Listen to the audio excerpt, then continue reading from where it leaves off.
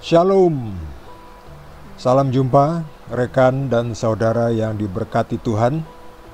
Cuaca saat ini sedang hujan, jadi mungkin agak berisik.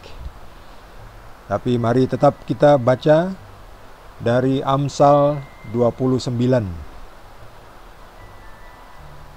Siapa bersih tegang leher, walaupun telah mendapat teguran, akan sekonyong-konyong diremukkan tanpa dapat dipulihkan lagi. Jika orang benar bertambah, bersukacitalah rakyat. Tetapi jika orang fasik memerintah, berkeluh kesahlah rakyat. Orang yang mencintai hikmat menggembirakan ayahnya, tetapi siapa yang bergaul dengan pelacur memboroskan harta. Dengan keadilan seorang raja menegakkan negerinya, tetapi orang yang memungut banyak pajak meruntuhkannya. Orang yang menjilat sesamanya membentangkan jerat di depan kakinya. Orang yang jahat terjerat oleh pelanggarannya, tetapi orang benar akan bersorak dan bersukacita. Orang benar mengetahui hak orang lemah, tetapi orang fasik tidak mengertinya. Pencemooh mengacaukan kota, tetapi orang bijak meredakan amarah. Jika orang bijak berperkara dengan orang bodoh ini mengamuk dan tertawa, sehingga tak ada ketenangan. Orang yang haus akan darah membenci orang saleh, tetapi orang yang jujur mencari keselamatannya. Orang bebal melampiaskan seluruh amarahnya, tetapi orang bijak akhirnya meredakannya. Kalau pemerintah memperhatikan kebohongan, semua pegawainya menjadi fasik. Si miskin dan si penindas bertemu, dan Tuhan membuat mata kedua orang itu bersinar. Raja yang menghakimi orang lemah dengan adil, tahtanya tetap kokoh untuk selama-lamanya. Tongkat dan teguran mendatangkan hikmat, tetapi anak yang dibiarkan mempermalukan ibunya. Jika orang fasik bertambah, bertambahlah pula pelanggaran, tetapi orang benar akan melihat keruntuhan mereka. Didiklah anakmu, maka ia akan memberikan ketenteraman kepadamu dan mendatangkan sukacita kepadamu. Bila tidak ada wahyu, menjadi liarlah rakyat. Berbahagialah orang yang berpegang pada hukum. Dengan kata-kata saja, seorang hamba tidak dapat diajari, sebab walaupun ia mengerti, namun ia tidak mengindahkannya. Kau lihat orang yang cepat dengan kata-katanya, harapan lebih banyak bagi orang bebal daripada bagi orang itu. Siapa memanjakan hambanya sejak muda, akhirnya menjadikan dia keras kepala. Si pemarah menimbulkan pertengkaran, dan orang yang lekas gusar banyak pelanggarannya. Keangkuhan merendahkan orang, tetapi orang yang rendah hati menerima pujian. Siapa menerima bagian dari pencuri membenci dirinya. Didengarnya kutuk, tetapi tidak diberitahukannya. Takut kepada orang mendatangkan jerat, tetapi siapa percaya kepada Tuhan dilindungi. Banyak orang mencari muka pada pemerintah, tetapi dari Tuhan orang menerima keadilan. Orang bodoh adalah kekejian bagi orang benar. Orang yang jujur jalannya adalah kekejian bagi orang fasik. Demikian Amsal Salomo.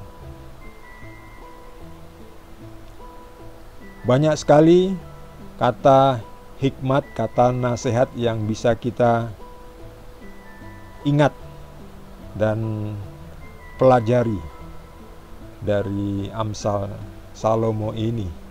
Banyak sekali, saya beri warna yang macam-macam.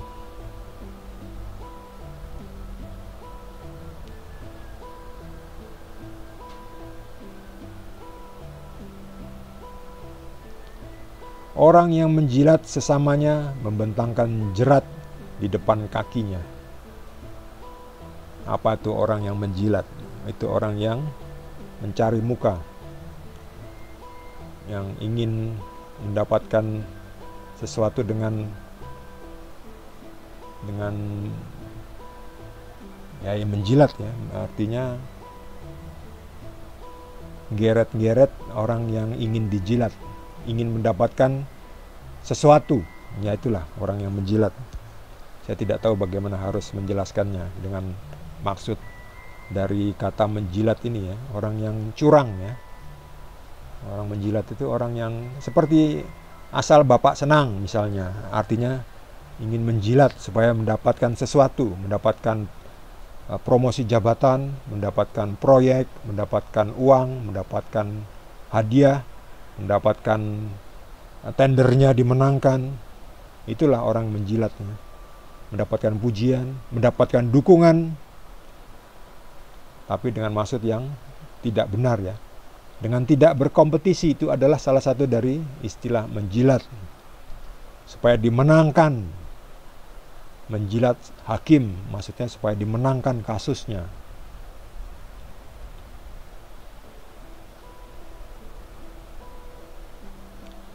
Lihat ini. Ini saya mau memberi garis bawah, atau saya beri warna lain, warna merah. Jika orang bijak berperkara dengan orang bodoh ini mengamuk dan tertawa sehingga tak ada ketenangan. Saya jadi ingat soal kalau menjelaskan tentang Alkitab atau Injil kepada orang yang tidak mau percaya kepada Yesus. Mereka orangnya senangannya debat kusir, ngamuk. Ya, ini ngamuk. Jika orang bijak berperkara atau berdiskusi dengan orang bodoh, itu percuma ya. Sebab orang bodoh ini akan mengamuk dan juga tertawa, sehingga tidak ada ketenangan. Jadi tidak usah berperkara dengan orang bodoh. Tidak usah berdiskusi dengan orang bodoh, orang yang ngeyelan. Ini akan buang-buang waktu, buang-buang energi, dan buang-buang emosi. Tidak perlu ya, jadi membuat kita juga jadi terbawa-bawa ya, jadi mengamuk juga. Jangan. Jadi jangan berperkara dengan orang bodoh. Nanti malah ribut yang gak ada gunanya. Tongkat dan teguran mendatangkan hikmat, tetapi anak yang dibiarkan mempermalukan ibunya, orang tuanya. Ini yang dimaksudkan adalah membiarkan seorang anak melakukan kesalahan atau melakukan hal-hal yang jahat atau tidak baik. Nanti ujung-ujungnya ibunya akan malu ya. Anaknya nanti akan ditangkap atau mengalami kesulitan. Ya, ibunya, atau kalau masih menjadi tanggungan orang tuanya, ya orang tuanya akan menjadi susah. Karena apa? Mungkin karena orang tuanya itu tidak mendidik. Mendidik itu kadang-kadang dengan menegur ini, teguran. Jadi teguran itu kadang membuat kepahitan, tetapi diperlukan. Yang penting menegurnya dengan cara yang halus, supaya tidak terjadi sakit hati. Tongkat, ini lebih parah lagi. Kalau salah dipukul sedikit supaya bangun. Kadang orang diberi teguran baik-baik juga tidak bangun. Akhirnya diberi tongkat sedikitnya. Tapi ya ini tidak perlu mestinya ya. Kalau dengan teguran baik sudah cukup ya. Tapi ya kalau sekarang nggak bisa ya, mendidik dengan memukuli itu nggak bisa. Harus dengan halus. Tongkat dan teguran mendatangkan hikmat. Maksudnya memberikan pelajaran, pendidikan, dididik. Seorang anak itu harus dididik. Kalau seorang anak yang selalu dimanjakan, itu nanti kalau sudah besar, dia menganggap bahwa dia harus menang terus. Segala yang dia inginkan harus didapatkan terus. Itu bahaya nanti ya, tidak jadi tenggang rasa terhadap teman-temannya yang lain. Maunya menang terus, maunya menang sendiri. Itu nanti akan bermasalah dengan hukum. itu nanti akan mempermalukan ibunya, bapaknya, orang tuanya. Maka itu didiklah anakmu, maka ia akan memberikan ketentraman kepadamu dan mendatangkan sukacita kepadamu. Ya, betul itu. Jadi yang sudah memiliki anak, didiklah anakmu, ya, seperti Raja Daud mendidik Salomo. Dididik perlu itu. Makanya ada pendidikan moral Pancasila. Dulu ada itu, PMP namanya. Pendidikan moral Pancasila. Sekarang sudah nggak ada lagi itu. Padahal itu bagus itu, pendidikan moral. Mengajarkan tenggang rasa, toleransi antar umat beragama.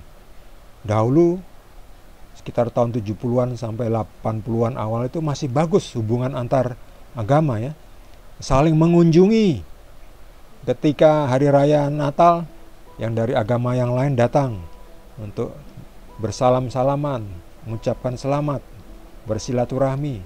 Sebaliknya pada hari raya yang lain pula, orang Kristen, orang Kristiani datang juga kepada orang dengan agama yang lain itu. Datang mengucapkan selamat, bersalam-salaman, makan-makan, saling mengunjungi, bersilaturahmi. Bagus itu, bagus sekali. Itu tahun 70-an, ya, sampai 80-an awal. Setelah itu nggak ada lagi. Sayang sekali. Pendidikan moral Pancasila penting sekali. PMP, sekarang udah nggak ada lagi itu. Kemana ya itu, ya? Padahal itu penting sekali, itu bagus sekali. Mendidik, didiklah anakmu. Bila tidak ada wahyu, menjadi liarlah rakyat. Ini maksudnya adalah pemberitahuan tentang keteraturan, tentang apa yang terjadi, supaya orang tidak menjadi liar, ya, supaya terarah hidupnya. Terakhir,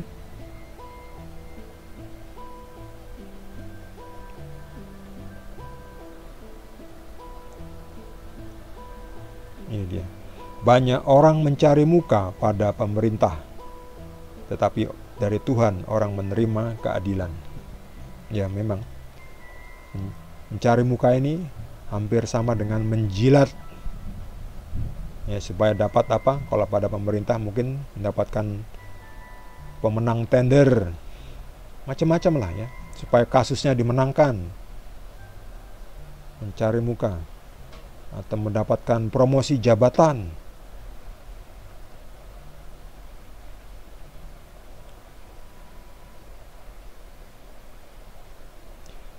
Bagi saudara yang mendapatkan tambahan pencerahan dari Tuhan Yesus, boleh juga berbagi dengan kita semua. Yang belum subscribe, jangan lupa di subscribe dan juga di like. Kita akan lanjutkan dengan Amsal berikutnya. Terima kasih. Tuhan Yesus berkati kita semua.